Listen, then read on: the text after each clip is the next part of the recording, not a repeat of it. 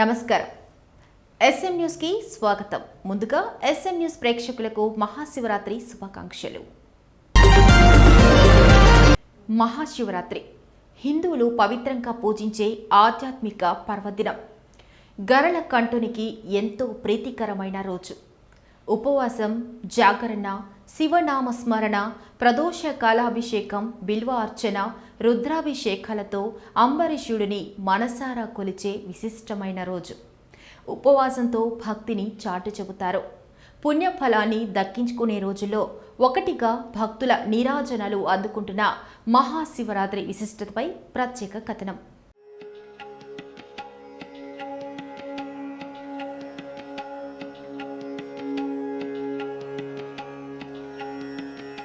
హిందువుల ఆరాధ్య దైవంలో ఈశ్వరుడు ఒకరు. దేవతామూర్తులు ఎంతో మంది ఉన్నప్పటికీ హరహర శంభునాథుడికి చాలా ప్రత్యేకత ఉంది. హిందువులు పూజించే దేవుళ్లలో ప్రథముడిగా పశుపతిగా లింగం రూపంలో సింధు నాగరికత కాలానికి పూజలు అందుకున్నాడట. నేటికి దేశమంతటా శివాలయాలు అధిక సంఖ్యలో ఉన్నాయి. వేదాలలో శివుడిని రుద్రునిగా తెలిపారు.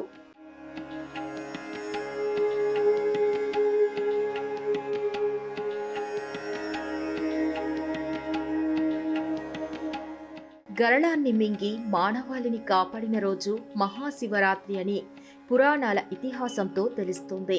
శివరాత్రి రోజున ఉపవాసం ఉండి రాత్రి మొత్తం జాగరణ చేస్తే పుణ్యం, మోక్షం లభిస్తుందని వేదాలు చెబుతున్నాయి. మహాశివరాత్రి రోజు శివాలయానికి వెళ్లి శివుడిని దర్శించుకొని పూలు, ఫలాలతో శివలింగాన్ని పూజిస్తే పరమశివుడి కటాక్షం లభిస్తుందనేది శివభక్తుల బలమైన విశ్వాసం. శాస్త్రోక్తంగా శివుడిని ఆరాధించిన మంత్రాలు తెలియక కేవలం భక్తితో శివలింగం మీద చెంబుడు నీళ్లు పోసినా రెండూ తనకి సమానమేనని కైలాసనాథుడు అంటాడట. ఆ కోవకు చెందినదే భక్త కన్న పౌదంతమని కూడా చెబుతూ ఉంటారు.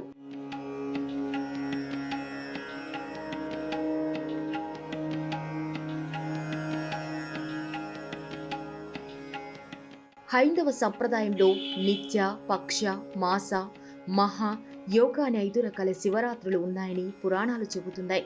రోజు శివుడిని ఆరాధించడం నిత్య శివరాత్రి. ప్రతి మాసంలో శుక్ల బహుళ చతుర్దశి రోజున శివ ఆరాధన చేయటం పక్ష శివరాత్రి. మాసంలో బహుళ చతుర్దశి రోజున దేవదేవుడిని అర్చించడం మాస శివరాత్రి. అలాగే మాఘ బహుళ చతుర్దశిని సర్వశ్రేష్టమైన మహాశివరాత్రిగా శివపురాణం పేర్కొంటుంది. సాధకుడు తన యోగ మహత్యంతో యోగ నిద్రకు ఉపక్రమించడాన్ని యోగ శివరాత్రి అంటారు.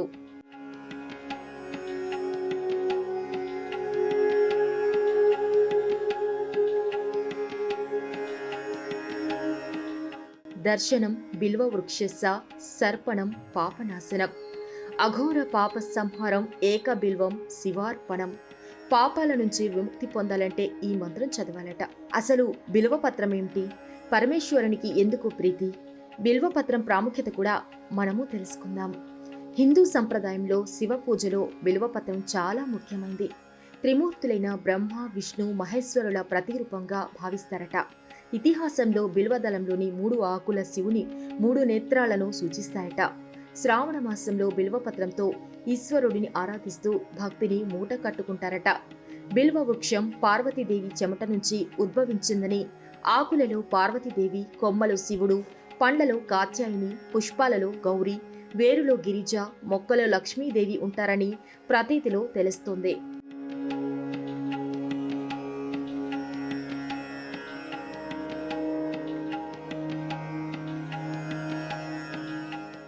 మహాశివరాత్రిన ఈ రోజున ఉపవాసం, రాత్రి అంతా జాగరణ చేస్తారు. తెల్లవారుజామున లేచిన శివభక్తులు స్నానం చేసి పూజలు చేసి ఉపవాసం ఉండి రాత్రి అంతా జాగరణ చేసిన అనంతరం మరునాడు భోజనం చేస్తారు. రాత్రంతా శివ పూజలు, అభిషేకములు, అర్చనలు, శివలీల కథాపారాయణలు చెప్తారు. ఓం నమఃశివాయ మంత్రాన్ని పవిత్రంగా పఠిస్తారు. శివరాత్రి రోజున జాగరణ ఉండటం వల్ల రాత్రిపూట చేసే శివ అర్చన, శివాభిషేకం వల్ల శరీరంలో తేజస్సు వస్తుంది. అలాగే భగవంతుడి మీద సాధకులకు మోక్ష మార్గంలో ప్రయత్నించే వారికి ఇది విశేష సమయమట. గృహస్థులకు ఆరోగ్య పరంగా, పుణ్య అర్చన పరంగా శుభ ఫలితాలు లభిస్తాయని ధర్మశాస్త్రాలు ఘోషిస్తున్నాయి.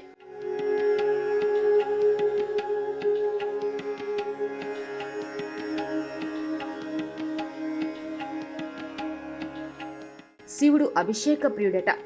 మహాశివరాత్రి రోజు సాయంత్రం 6 గంటల నుంచి అర్ధరాత్రి 7 గంటల మధ్య చేసే రుద్రాభిషేకం, శివ అర్చనలు, బిల్వ అర్చనలు ఆయురారోగ్య ఐశ్వర్యప్రదమట. శివుని ఆకారం లింగంగా ఉండటానికి కూడా ఓ కారణం ఉందట. బ్రహ్మ, విష్ణు, మహేశ్వరులలో ఎవరు గొప్ప అనే వాదన ఏర్పడినప్పుడు ఆ సమయంలో ఈశ్వరుడు లింగ రూపం ధరించాడట. ఆ లింగానికి ఆది అంత్యాలు కనుక్కోవాలని బ్రహ్మ విష్ణువులకు చెబుతాడట.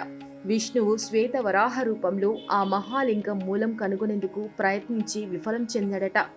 అదే సమయంలో బ్రహ్మ శివలింగానికి పైభాగం వైపు వెళ్ళాడట. ఆయన కూడా అది ఎక్కడో తెలుసుకోలేకపోయాడట. ఆ సమయంలో బ్రహ్మకు మొగలి పువ్వు, గోవు దర్శనమించాయట. ఆదిని కనుగొన్నానని మొగలి పువ్వు, గోవు చేత సాక్ష్యం చెప్పించే ప్రయత్నం బ్రహ్మ చేశాడట. అయితే ఆ విషయాన్ని గ్రహించి శివుడు శపించాడట. బ్రహ్మదేవుడికి భూలోకంలో గుడి కాని పూజలు కాని ఉండవని, అలాగే మొగలి పువ్వుకి పూజ అర్హత ఉండదని, గోవు ముఖంతో అబద్ధం చెప్పి తోకతో నిజం చెప్పటం వల్ల గోముఖం చూడటం పాపంగా, గోపృష్ఠ భాగాన్ని చూస్తే పాప పరిహారంగా శపిస్తాడట. శ్రీ మహావిష్ణువు సత్యం పలకడం వల్ల ఆయనకు విశ్వ వ్యాపకత్వం అనుగ్రహిస్తాడట. బ్రహ్మ ద్వారా సృష్టించిన ప్రాణికోటిని రక్షించే భారం, మోక్షమునిచ్చే అధికారం మహావిష్ణువుకి ఇవ్వటం, ఇవన్నీ శివలింగోద్భవ సమయంలో జరిగాయని కూర్మ, వాయు, శివ పురాణాల్లో ఉంటట. బ్రహ్మ కూడా శివుడికి లింగ రూపంలోనే ఉంటావని శపించటం ఈశ్వరుడికి మహాశివరాత్రి రోజు శివలింగ అభిషేకానికి చేసే ప్రాధాన్యతను ఈ కథ తెలియచేస్తుంది.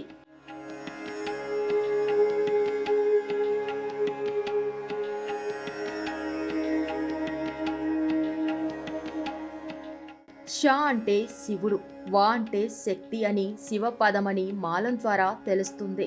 శివ అంటే శుభం, ఆనందం, మంగళం, కైవల్యం, శ్రేయమని అర్థాలు. శివరాత్రి వేళ అభిషేక ప్రియుడైన శివుడి పార్థివ లింగాన్ని మహన్యాస పూర్వకంగా ఏకాదశ రుద్రాభిషేకంతో కానీ, నమక చమకాలతో కానీ, పురుష సూక్తంతో కానీ ఎవరైతే పూజిస్తారో వాళ్లకు శివుడి అనుగ్రహం లభిస్తుందట. శివరాత్రి రోజు ఏ వ్యక్తి అయినా వారింట్లో ఉన్న శివలింగానికి లేదా బొటన వేలికి మించని ఓ శివలింగానికి శివనామస్మరణ చేస్తూ పంచామృతములతో, బిల్వ పత్రాలతో ఎవరైతే అభిషేకిస్తారో, పూజిస్తారో వారి పాపాలు నశించి పుణ్యం ప్రాప్తించి శివ అనుగ్రహం కలుగుతుందని పురాణాలు పేర్కొంటున్నాయి.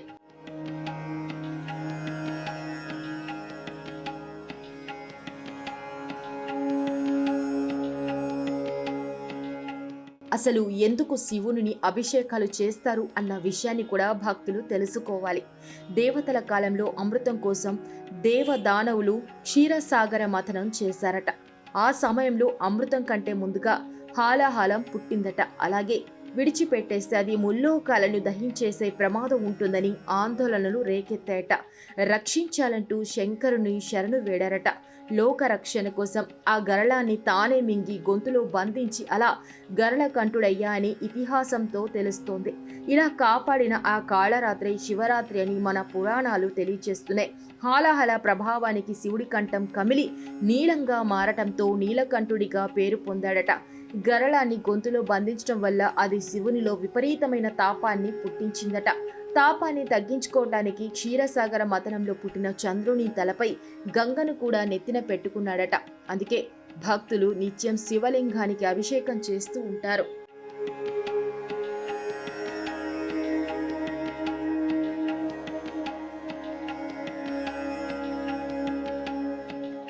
చూశారు కదా, మన పురాణాలు కుటుంబ శ్రేయస్సుకు పట్టుకొమ్మలు, ఆధ్యాత్మిక జీవితానికి రహదారులు. భక్తులు సంతోషంగా, హాయిగా, చల్లగా నిండు నూరేళ్లు జీవించేందుకు పర్వదినాలు ఎంతో కీలకమని గుర్తించాలని తెలియచేసే మహాశివరాత్రి కీర్తిని మనము మరింత వ్యాప్తి చేస్తాం. భక్తి సాగరంలో మునిగి తేలుదాం.